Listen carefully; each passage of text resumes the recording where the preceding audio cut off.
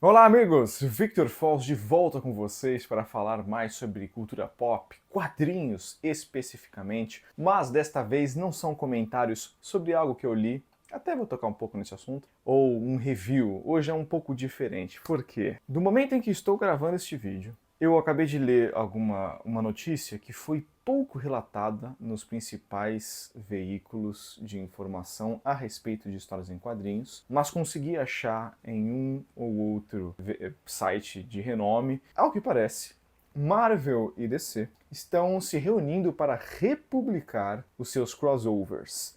Não houve um anúncio oficial. Isso foi meio que vazado pelo artista Barry Kitson, que foi o desenhista do crossover, o primeiro crossover entre o Batman e o Justiceiro, que é o Lago de Fogo. Eu lembro que eu li esse e foi um dos que eu gostei. Eu tinha a edição da Abril. Hoje eu não tenho mais nenhum desses crossovers. Mas o Barry Kitson escreveu em alguma rede social que a Marvel e a DC pediram para ele pegar algumas artes originais e tudo que tivesse de extra para colocar em um desses volumes que republicariam os crossovers, né? Então ele pegou, ele mostrou uma arte que ele tinha da época, ele falou que não tinha muita coisa, e finalizou o desenho, ficou bem legal. Esse primeiro crossover que ele participou era o Batman não era o Bruce Wayne, foi na época da Queda do Morcego, então era o Azrael. Então você tinha um Batman que era muito mais violento e que não pensava tanto na hora de tirar uma vida, né? Que era a grande diferença dele pro Bruce Wayne. Bruce Wayne não matava. Foi um período bem radical para as histórias em quadrinhos de super-heróis, onde os principais heróis, tanto da Marvel quanto da DC, iam trilhando caminhos mais sombrios, mais do que o de costume. Histórias onde os personagens tinham que lidar com situações muito mais extremas, não necessariamente de uma forma bem contada, né? E sim para pegar o público pelo choque, né, pela emoção do momento. Mas enfim, dentre os vários produtos que surgiram nessa época, tivemos mais crossovers entre Marvel e DC que vinham sendo publicados desde 1977, 78, que teve aquele Superman e Homem-Aranha. Ao que parece, todos os crossovers serão republicados. Todos. E fiquei muito feliz porque tem alguns que eu não li, tipo o Batman e o Incrível Hulk, eu sempre tive vontade de ler, eu acho o desenho daquele gibi muito bonito. E, inclusive, o último crossover da Marvel e da DC, que foi o Liga da Justiça e Vingadores. Isso é maravilhoso. Desenhado pelo Jorge Pérez, falecido Jorge Pérez. Kurt Busiek era o roteirista dessa minissérie. Eu tenho aqui a versão da Panini, uma das joias da minha coleção, mas se eles republicarem essa HQ em particular num formato absoluto, que nem a DC publica, nossa, eu pensaria seriamente em comprar mais uma vez. Não sabemos se eles vão republicar nesse formato, mas para Marvel e DC anunciarem em 2024, levando em consideração a posição delas no mercado como casas de propriedades intelectuais que fazem muito sucesso fora da mídia padrão, que são as histórias em quadrinhos, sejam filmes, videogames, séries de TV, quero acreditar que vai ser um negócio de muita pompa. E é interessantíssimo você parar pra pensar nisso, né? Por crossover Marvel e DC, algumas pessoas não pensariam que isso seria uma possibilidade, porque elas são rivais no cinema. Só que a gente tem que também analisar algumas coisas. Primeiro, a mídia dos quadrinhos, ela teve uma ressurreição nos últimos 20 anos para cá, fazendo mais sucesso do que vinha nos anos 90. Anos 90 foi um período muito turbulento. Temos que lembrar que a Marvel chegou a declarar falência, então olha só o nível. A DC ela não chegou a declarar falência porque ela já fazia parte da Warner Bros., mas também estava mal das pernas na época. A própria Image, que veio com tudo, sofreu com vendas ali na segunda metade dos anos 90. Então ali, anos 2000, e Liga da Justiça e Vingadores é ali dos anos 2000, teve esse ressurgimento. Por causa de desavenças, besteira, coisa de fofoca mesmo, entre o editor-chefe da Marvel da época, o Joe Quesada, e o editor da DC, o editor-chefe da DC, o Dan DiDio, não tivemos mais crossovers Marvel e DC, coisa de sentimentalismo mesmo, sabe? Ah, o cara falou mal da minha editora ali, fez um comentário que eu não gostei, então eu não vou mais fazer enquanto ele não estiver lá. Mas acontece que hoje não temos nem mais Joe Quesada na Marvel, nem Dan DiDio na DC. Olha só. Apesar disso, mesmo quando os dois estavam ainda nas respectivas editoras, já se falava de um possível crossover, um retorno ali, em 2012, entre o Batman e o Homem-Aranha. Batman e o Homem-Aranha já tinham se encontrado nos anos 90 em duas histórias, uma delas, inclusive, desenhada pelo Mark Bagley, e se eu não me engano as duas histórias são escritas pelo J.M. DeMatteis. Posso estar falando asneira, mas pelo menos uma delas é desenhada pelo ou é escrita pelo J.M. DeMatteis. Só que em 2012, o burburinho era de que, para aproveitar o lançamento do último filme do Batman, da trilogia do Nolan, e o novo filme do Homem-Aranha, né, que era o Amazing Spider-Man, as duas lançariam um crossover novo. Isso foi desmentido, mas ficou na cabeça do público. Vamos agora para 2018. A Marvel começa a publicar, aliás, acho que até 2017, finalzinho, mas principalmente 2018. A Marvel começa a publicar uma série em quadrinhos chamada Infinity Wars. Claro, para trazer um pouco ali a atenção do público que está de olho no filme Infinity War, que estava passando naquele ano. Mas a história brincava com multiverso, essas coisas, e já dava algumas dicas de que o universo DC fazia parte do multiverso da Marvel. Em contrapartida, desde o final de 2017, a DC vinha dando dicas de um possível crossover com a Marvel novamente. Eu não lembro se o Joe Quesada e Dan DiDio ainda estavam, o Dan DiDio ainda estava, não sei se o Joe Quesada ainda estava da Marvel, mas já vinham dando dicas, né, em algumas histórias aqui ou ali.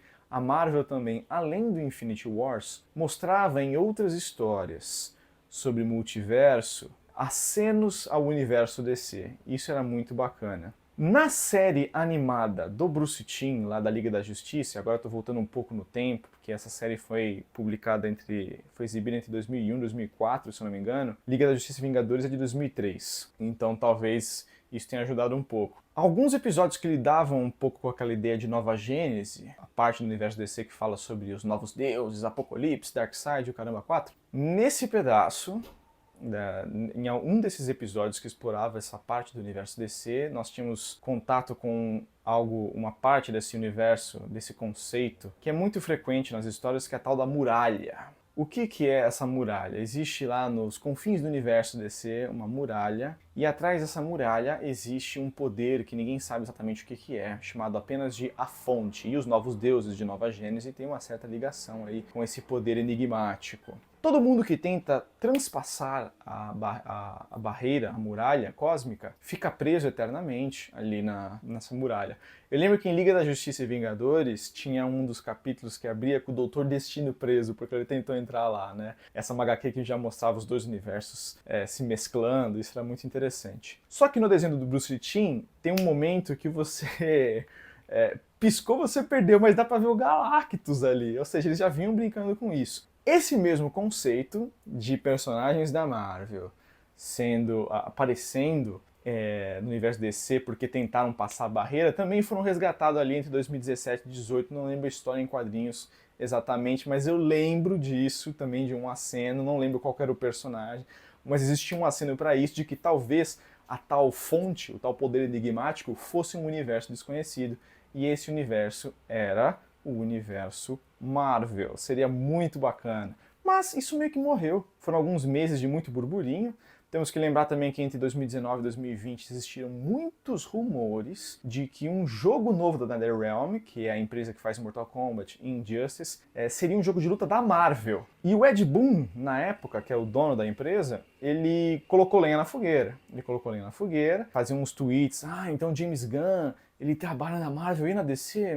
Interessante. A galera ia comentando, ele falou assim, sem comentários, né? E foi muito interessante isso, porque a galera começou a pensar, poxa, mas Warner pode fazer um jogo, ou melhor, pode publicar um jogo com personagens da Marvel? E aí começou uma discussão na internet, não vou entrar agora nesse particular. Só que isso também morreu. O Ed Boon parou de falar sobre isso, lançou mais um Mortal Kombat, nem se falou mais de Injustice. Surgiram aí algumas reflexões, alguns debates, algumas confabulações. Se o Injustice 3 não teria sido adiado porque seria um crossover com a Marvel e porque deve ter dado uma miada braba.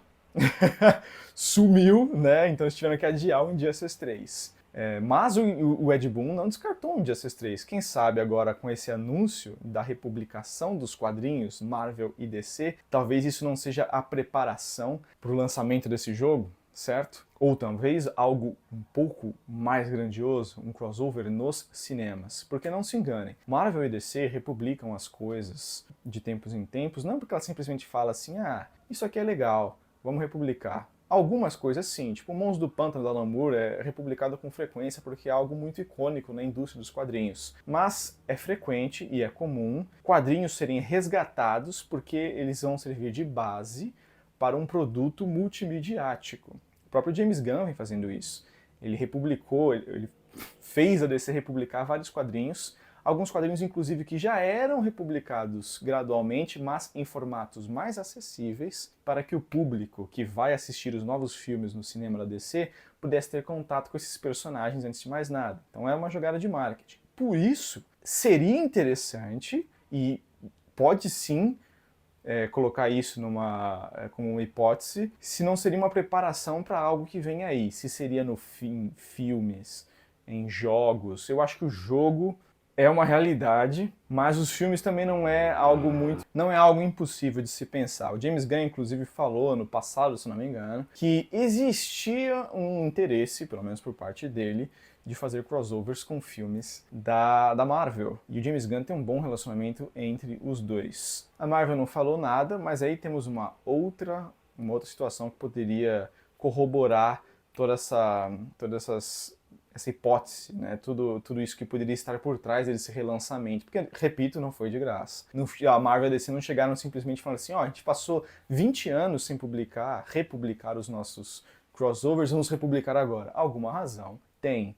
Temos que pensar também que os últimos anos, principalmente 2023, foram anos, e 2023 em particular, foram anos muito difíceis para o cinema de super-heróis. Foram franquias, Marvel e DC, que mesmo entre os altos e baixos faziam muito dinheiro. De repente, nós temos um ano onde quase todos os filmes são fracassos. A Marvel, pós-Vingadores Ultimato, vinha lançando, vamos falar assim, especificamente de bilheteria, vinha lançando acertos e flops, acertos e erros. Não estou falando da qualidade da história em si, mas de bilheteria. E também é um consenso do público que as histórias não estão agradando, que no geral não está prendendo a atenção do público que ia e gastava sem medo de ser feliz assistindo um filme da Marvel. A DC era ainda pior, porque a DC nunca teve uma jornada muito concisa do seu universo compartilhado nos cinemas. Mas ainda assim é interessante notar que uma franquia como o Aquaman, que o primeiro filme faz 1 bilhão